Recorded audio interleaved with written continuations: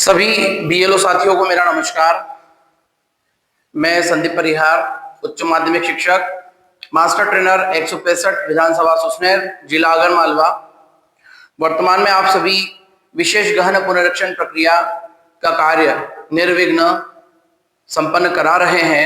साथ ही साथ उस प्रक्रिया के दौरान आपके द्वारा गणना फॉर्म भरे भी जा रहे हैं। उसे किस तरीके से भरना है उसकी जानकारी मेरे द्वारा अपलोड किए गए पूर्व वीडियो में आप भली भांति देख रहे होंगे। साथ ही साथ अभी आयोग द्वारा कुछ परिवर्तन किया गया है, अर्थात आपको हार्ड कॉपी के तौर पर फॉर्म भरने के साथ साथ उसी फॉर्म की प्रविष्टि बीएलओ ऐप में भी करना है, जिसके संबंध में मैं जानकारी लेकर आपके समक्ष उपस्थित हूं। हम समय समय पर प्रयास करें कि हमारे पास जो इलेक्शन कमीशन का आधिकारिक जो ऐप है उसे अपडेट करते रहें। जब हम उसको अपडेट कर रहे थे तो पूर्व में हम यहाँ पर दो विकल्प दिख रहे थे, स्पेशल इंटेंसिव रिवीजन SIR और mapping of electors with previous SIR।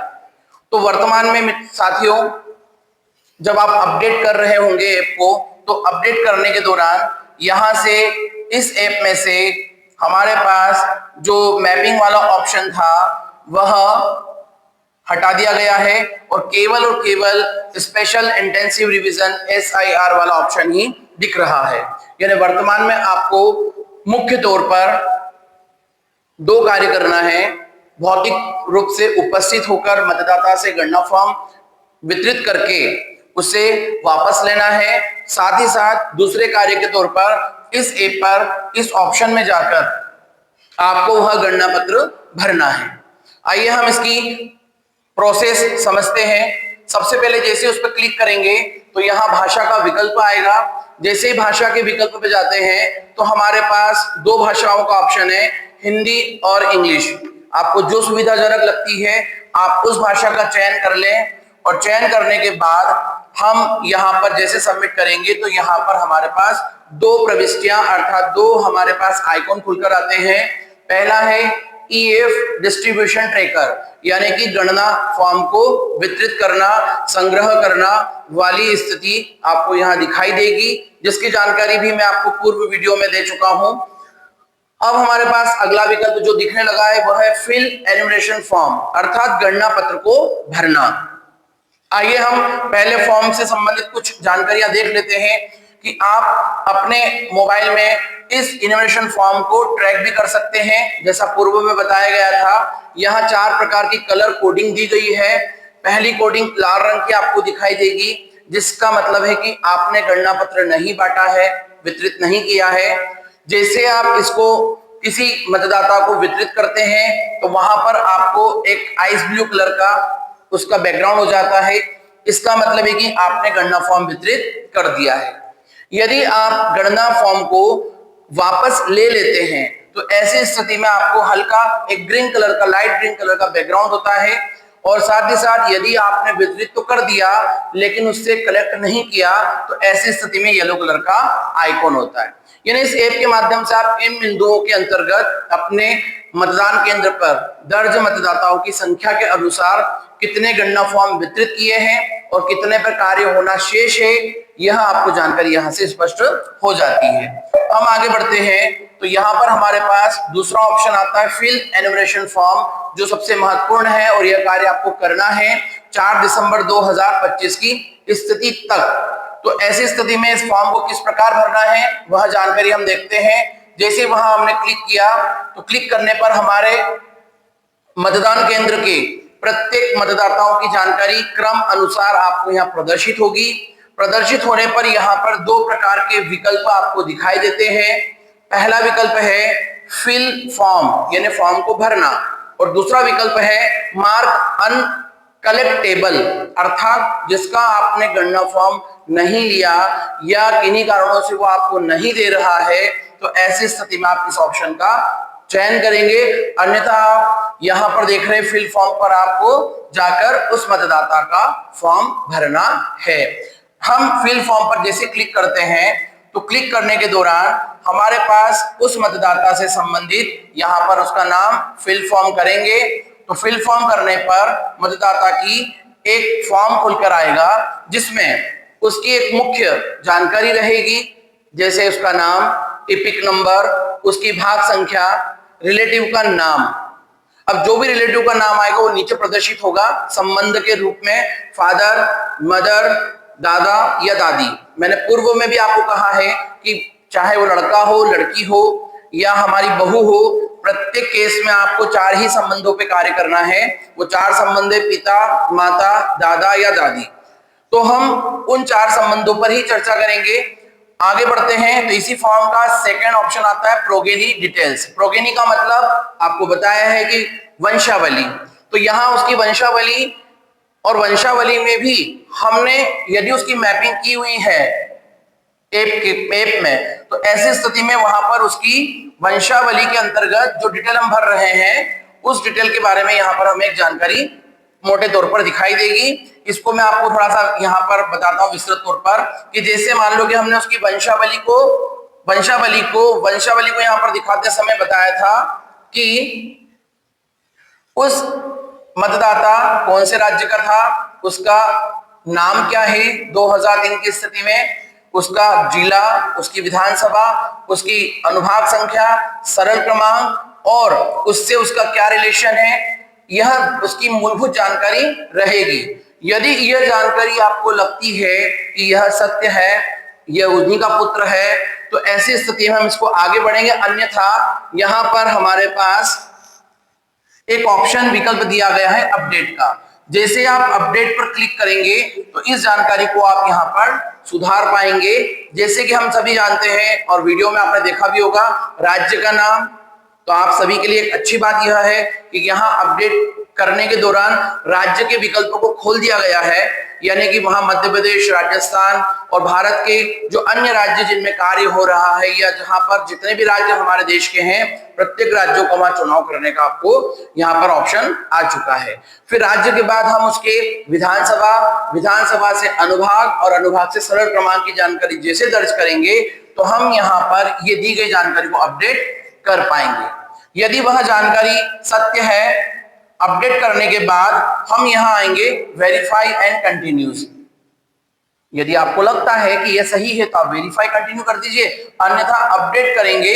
तो अपडेट करने पे जैसा मैंने भी आपसे कहा था कि मध्य प्रदेश के आगे विकल्प खुल गया है, विधानसभा का विकल्प भी है हमारे पास, उसके अनुभाग संख्या और उसके सरल क्रमांक जैसे हम डालते हैं उस 2003 से संबंधित उसके जो घर का वोटर्स है, अर्थात उसके घर का जो आपका वंशज है, उसकी जानकारी यहां पर आएगी, जिसे सर्च करेंगे, अपडेट करेंगे तो वह जानकारी आपकी पूरी तरह से अपडेट होकर पुनः प्रदर्शित हो जाएगी। अब ऐसी स्थिति में हम जब आगे आते हैं, वेरीफाई एंड कंटिन्यू करते हैं, तो हमारे पास उस 2025 की मतदाता सूची के अनुसार मतदाता की सामान्य डिटेल आ जाती है। जैसे हमने गणना फॉर्म में चर्चा की थी, उसकी जन्म दिनांक, उसका आधार कार्ड ऑप्शनल है, यहां पर एनुमेशन फॉर्म में आप डाल सकते हैं। अगले क्रम में उसका मोबाइल नंबर स्वयं का या चाहे तो उसके घर के किसी सदस्य का। अगले क्रम में पिता या लीगल गार्जियन का एपिक नंबर इफ अवेलेबल, जो भी उस संबंधित मतदाता का जो पिता है, पिता मतलब महिला के केस में भी पिता और पुरुष के केस में भी पिता, तो यहां पर उसके पिता का नाम, उसका एपिक नंबर, अगले क्रम में उसकी मदर का एपिक नंबर उपलब्ध होने पर उसकी माता का नाम यहां पर हम दर्ज करेंगे। अगले क्रम में आता है spouse epic name numbers and spouse name, अर्थात जीवन साथी, पति या पत्नी, पत्नी अगर किसी महिला की बात कर रहे हैं तो पति, और अगर किसी पुरुष की बात कर रहे हैं तो उसकी पत्नी, कि यहां पर एपिक वाले डिटेल डालेंगे उपलब्ध होने पर, अन्यथा उसका यहां पर हम नाम डालेंगे, अर्थात गणना फॉर्म का पहला भाग हमारा कंप्लीट हो चुका है। इस प्रकार यह जानकारी हम आगे बढ़ाएंगे। आगे बढ़ने पर देखते हैं तो हमारे पास आता है select इलेक्टर relation with relative detail. आपने जो रिश्तेदार का नाम डाला है 2003 की स्थिति में, तो 2003 की स्थिति में यदि आपने पिता का नाम डाला है तो यहां पर संबंधों के बारे में हमें टाइप दिए हुए हैं। तो संबंध भी हमारे यहाँ पर देखा जाए तो 4 प्रकार के संबंधों की मैं बार बार आपसे एक ही चर्चा कर रहा हूं, आप भ्रमित और कंफ्यूजन न हो। Father, mother, grandfather and grandmother. पूर्व के वीडियो में भी आपको मैं स्पष्ट तौर पर समझाने का प्रयास कर रहा हूं कि मैंने जो भी वीडियो बनाए हैं वह भारत सरकार के इस BLO ऐप पर दी गई जानकारी के अनुसार ही बनाए हैं कि यहाँ जो संबंध है हमें उन्हीं संबंधों को प्राथमिकता देनी है। जैसे किसी की महिला है तो महिला के अंदर हम पति का नाम डाल रहे हैं, तो पति का नाम आप डाल तो रहे हैं, प्रविष्ट कर रहे हैं, लेकिन ऐप पर जब आप उस जानकारी को भरने जाएंगे तो वहां हस्बैंड का ऑप्शन नहीं है। इसलिए मेरा आप सभी से निवेदन है, प्रत्येक मतदाता की वंशावली अर्थात माता पिता दादा दादी वाली ही डिटेल हम यहाँ भरें। जब यहाँ ऑप्शन अर्थात यहाँ संबंध हम सिलेक्ट कर लेंगे तो सिलेक्ट करने के बाद ये फादर, अब आता है हमारा अगला पार्ट जिसको हम कहते हैं गणना फॉर्म। तो जो गणना फॉर्म आप भरकर लेकर आएंगे उस गणना फॉर्म को भी आपको वही ऐप के माध्यम से स्कैन करना है, अर्थात फोटो लेना है तुरंत और फोटो लेकर आपको अपलोड करना है। यानी कि आप पहले से उसका PDF बनाकर या फोटो लेकर नहीं रख सकते। तो ऐसी स्थिति में यहाँ पर एड फोटो कैप्चर फोटो, अर्थात जैसे उसको कैप्चर करेंगे तो उस मतदाता का जो गणना फॉर्म जिसका प्रारूप यहाँ पर आपको दिख रहा है भरा हुआ, उस फॉर्म को जैसे स्कैन करेंगे तो स्कैन करने के दौरान यहाँ पर आपको ऑप्शन मिल रहा है अपलोड पेज 1, अपलोड पेज 2, अर्थात इसी पे क्लिक करेंगे फाइल पर और उसका हम यहाँ पर फोटो अपलोड कर चुके हैं। यदि आप उसका क्लियर फोटो नहीं आ पा रहा है तो आप दूसरे ऑप्शन के तौर पर भी उसका फोटो लेकर कर सकते हैं, या आप इस मतदाता के गणना फॉर्म के दो पार्ट अर्थात ऊपर वाला भाग जो उसकी 2025 की जानकारी है और नीचे वाला भाग जो 2003 से उसका संबंध बता रहा है उसकी जानकारी का आप अलग अलग फोटो भी यहाँ पर अपलोड कर सकते हैं। ये आपकी सुविधा अनुसार है, या आप चाहें तो इसी एक गणना फॉर्म के दो क्लियर फोटो अलग अलग ऑप्शन से लेकर दोनों भी कर सकते हैं। ऐसे दो विकल्प आयोग द्वारा आपको दिए गए हैं। अब अगले और अंतिम क्रम में चलते हैं तो यहाँ पर लिखा हुआ है upload new photo of electors.